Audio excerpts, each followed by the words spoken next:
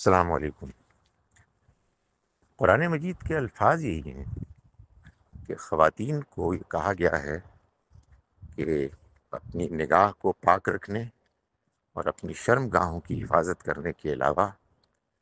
ولا یبدین زینتہن الا ما ظہر منہا، اور نہ وہ ظاہر کریں اپنی زینت کو سوائے اس کے کہ جو آپ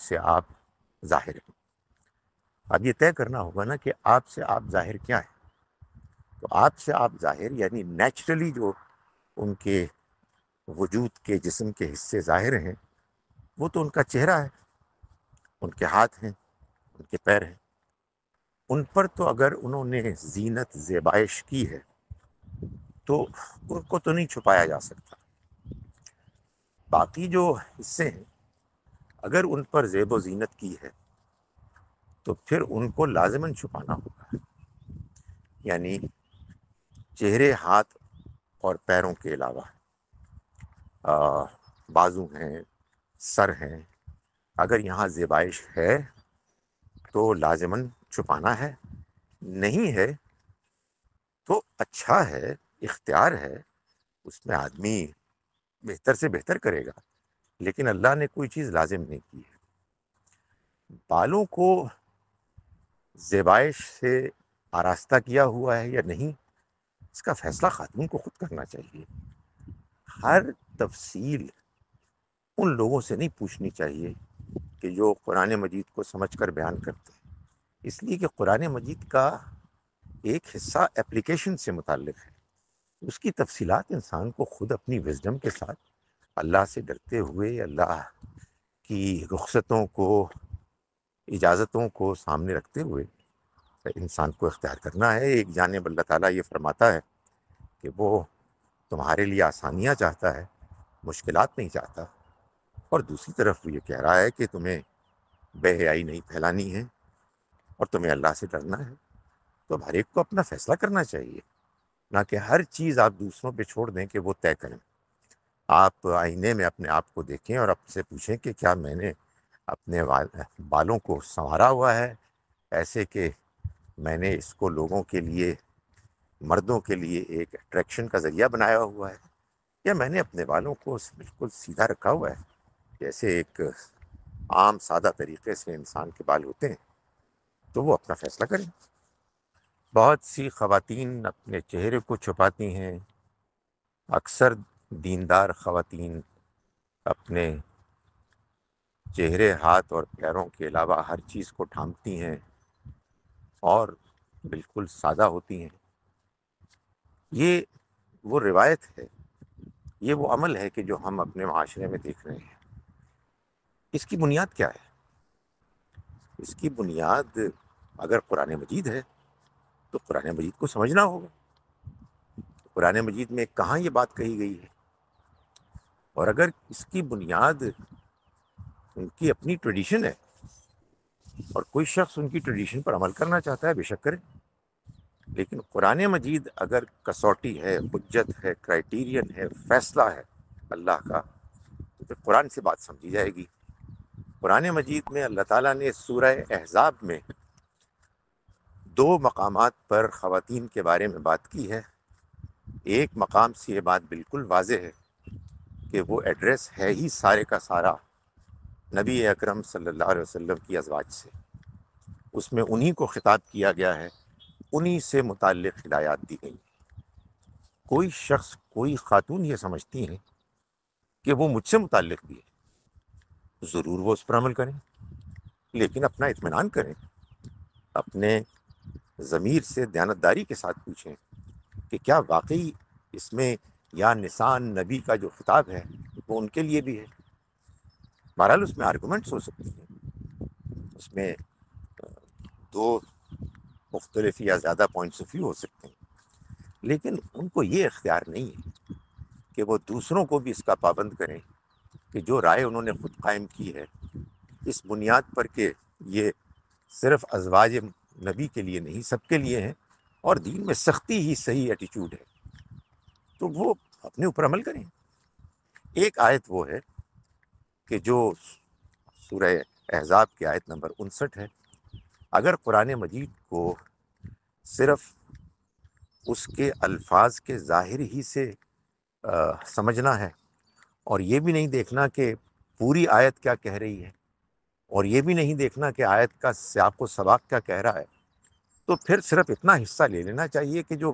قرآن نے بیان کیا ہے کہ اے پیغمبر صلی اللہ علیہ وسلم، آپ اپنی بیویوں، اپنی بیٹیوں اور مسلمانوں کی عورتوں کو کہیں کہ وہ اپنے اوپر ایک اوڑھنی ڈال لیا کریں۔ کب ڈالیں یہ بھی ظاہر ہے کہ سوچنے کی ضرورت نہیں ہے، بس ڈال لیا کریں۔ ظاہر ہے کہ جب آپ سیاق دیکھیں گے تو اس سے بات واضح ہو جائے گی کہ جب وہ باہر نکلیں، اور پھر اگلے حصے سے آپ کیسے اپنے آپ کو کاٹیں گے کہ جس میں فرمایا گیا ہے اس کا فائدہ یہ ہوگا، ذالک ادنا ان یعرفنا، کہ وہ پہچان لی جائیں کہ وہ شریف زادیاں ہیں، فلا یوزین،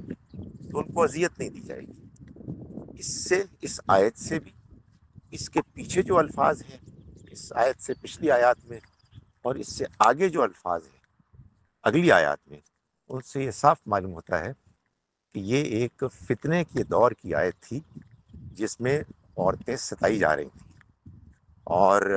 لوگ بہانہ مناتے تھے کہ لونڈیاں ہیں۔ یہی وجہ ہے کہ لونڈیاں جو عورتیں تھیں،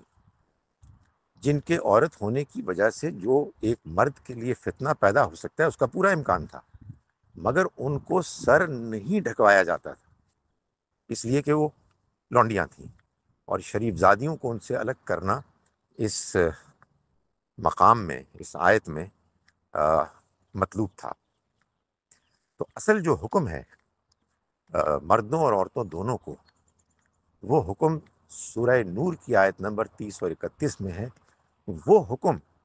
کہ جو ان کو زنا کاری اور زنا کے قریب آنے سے بچانے کے لیے احتیاط کے طور پر اللہ تعالیٰ نے دیا ہے۔ اور یہی وجہ ہے کہ سورہ نور کے بالکل آغاز میں زنا کی سزا کا ذکر ہے، اور پھر آگے چل کے وہ تدابیر بیان کی گئی ہیں جن کو اختیار کر کے مسلمان مرد اور مسلمان عورتیں دونوں اپنے آپ کو زنا کے قریب آنے سے بچا سکتے ہیں۔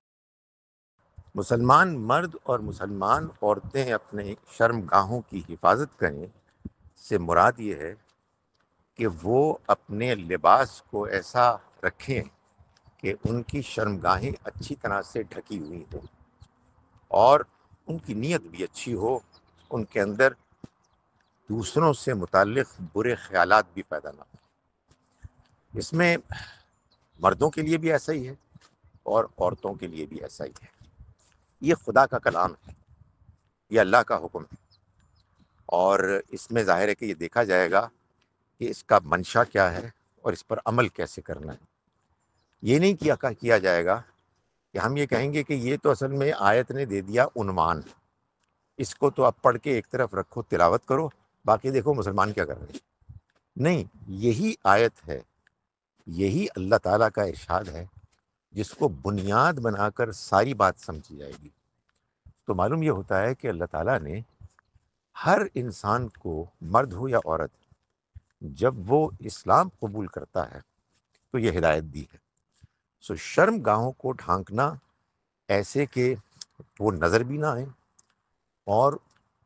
ان کا ابھار بھی ڈھک جائے اچھی طرح سے، یہ مقصود ہے، یہ اصل حکم ہے۔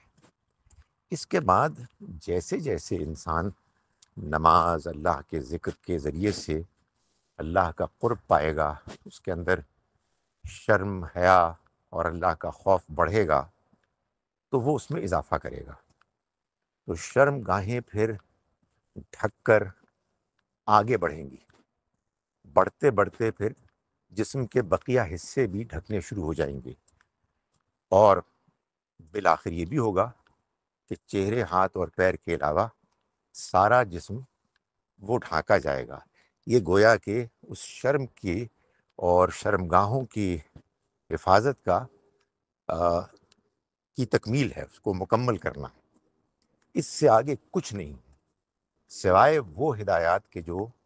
پیغمبر صلی اللہ علیہ وسلم کی بیویوں کو دی گئی۔ تو اس کو ہمیں اختیار کرنا ہے۔ اس میں اللہ کے حکم میں، اللہ کے بیان میں ہمیشہ حکمت ہوتی ہے، اور اللہ کے بیان کو نظر انداز کرنے کے نتیجے میں ہمیشہ انتشار ہوتا ہے۔ اس بیان میں خوبی یہ ہے کہ کسی جنگل کے رہنے والوں کو بھی اگر مسلمان ہونے کا موقع ملے تو وہ بھی آغاز یہاں سے کر سکتے ہیں۔ آج مغربی دنیا میں رہنے والے لوگ کے جو لباس کے بارے میں بہت غیر محتاط ہیں، وہ بھی یہاں سے آغاز کر سکتے ہیں۔ ہم کسی کے اوپر کوئی سختی نہیں کریں گے، نرمی اور تدریج کے ساتھ سب کو اس بات کی طرف مائل کریں گے کہ دیکھو اصل چیز زنا کاری سے بچنا اور اس کے قریب جانے سے اپنے آپ کو روکنا ہے، اور اس کے لیے جو تدابیر اللہ تعالیٰ نے بتائی ہیں ان کو ایسے گریجولی اختیار کرنا ہے۔ نماز، اللہ کے ذکر، اللہ کے موجودگی کے احساس، شرم و حیا کے شعور کے ساتھ ہم کو اس کو آگے بڑھانا ہے، بہتر سے بہتر کرنا ہے۔